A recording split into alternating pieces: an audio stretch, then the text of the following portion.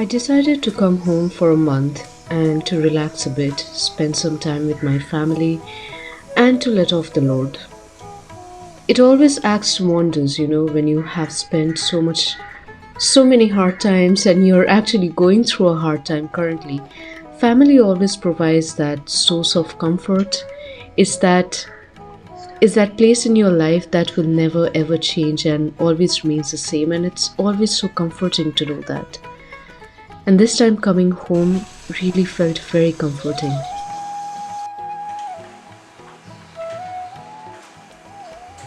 As I'm growing older and beginning to take on the more practical responsibilities of life, such as job, taxes, etc., I'm also starting to appreciate the ordinary aspects, such as a very typical Bengali lunch. Bengali lunches do not follow a course pattern. For example, we don't start with soup or end with a dessert. Instead, we have several types of side dishes and curries or gravies along with the rice. And on any ordinary day, a Bengali meal primarily consists of dal, papur, and mach. Mach as in fish. And that is exactly what my mother prepared today. She knows that my favorite dish of all time is Rui Mach's Jhol.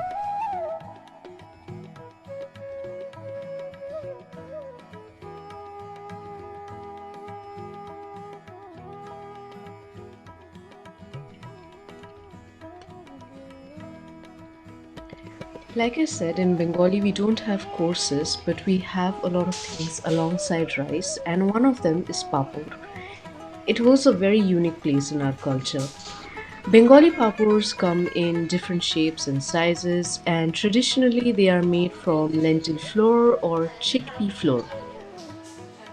Papurs are staple in Bengali homes and are served on both regular days as well as special occasions. You can say that they kind of serve as a crunchy accompaniment to meals, particularly during lunch or dinner, and they kind of add a textual contrast to the meal and provide a satisfying bite. My mom prepares papur by frying it on oil, but you can also try to roast it over an open flame. And it gets really tasty if you have it alongside rice and dal or vegetables and even fish for that matter.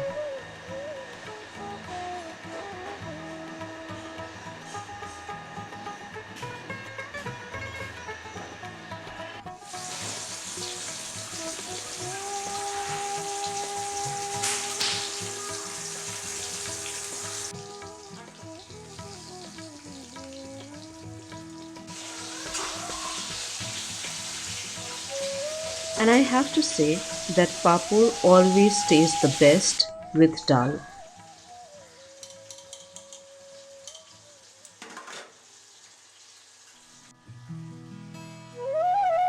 Dal is an integral part of Bengali meals and is served alongside rice or roti, and it's one of those versatile dishes that can be enjoyed in various occasions, right from everyday meals to festive seasons. And it's commonly prepared for lunch or dinner and is also served during various religious ceremonies, weddings, etc. As the dal is prepared, Ma goes back to preparing Rui Mach that I already told you is my favorite part. And in this part of the video, you'll be able to see how she actually prepares her food with lots of vegetables and spices to provide a very thick and nourishing gravy. Before she makes the gravy, my mother fries the fish into hot boiling oil, and then she creates a mixture of tomato, garlic, chili powder and salt, and puts it in that boiling oil.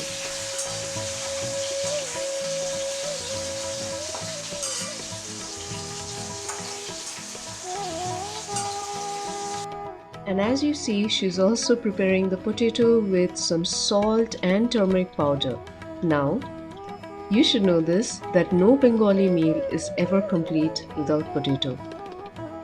You can have different kinds of meal, but potato is a must-have for every single Bengali meal. So once she's done dressing it, she will be frying it in oil and eventually keep it aside so that when all her gravy with the spices is ready, she'll add the potato back into it. And now that all of that is ready, let's get back to my favorite Rui Mach once again. Rui Mach holds a special place in Bengali rituals, traditions, and celebrations. You'll often find it featured in our weddings, our festivals like Durga Puja, and many other auspicious occasions. Sorry about that. Rui Mach is not only delicious, but it's also nutritious, and its consumption is believed to promote good health and well being. And among Bengalis, who we usually prefer fresh, locally sourced ingredients in our diet.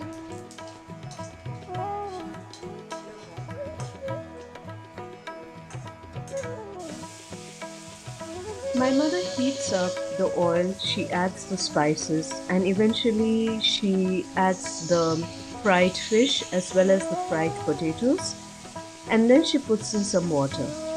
And eventually, as you will see, this creates a light but a thickly textured gravy for the fish. And my oh my, it's really one of the best things that I will ever have in my entire life.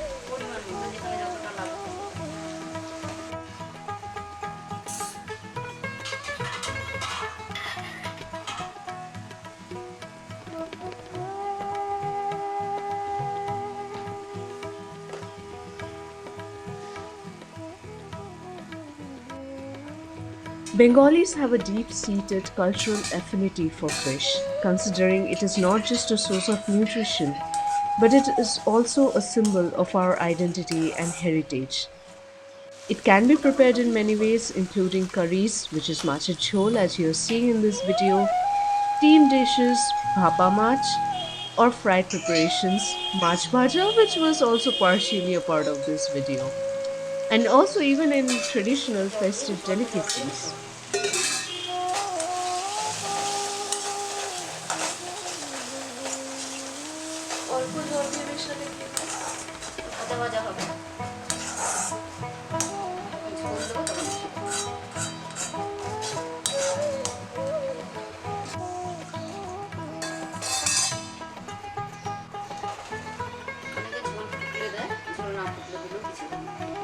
My mother adds back the pieces of fish once she has added sufficient water into the gravy.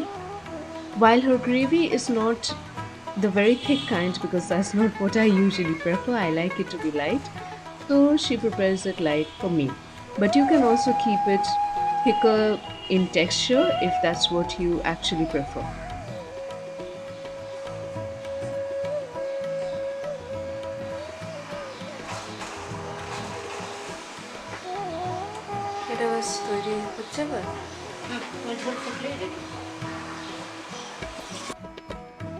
Now that the entire meal is ready, this is what it looks like.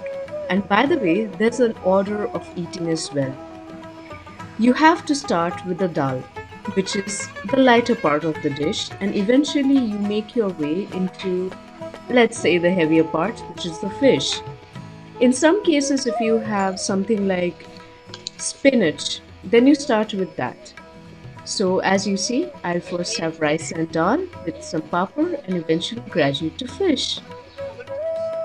I absolutely enjoyed my lunch a lot, and I really hope that you will try to prepare it at your home, and if you did, do leave a comment and tell me what you thought about it. I'm Bornona and you can call me Nora, and thank you so much for joining me today in this extremely tasteful Bengali cuisine journey. Au revoir, bisous.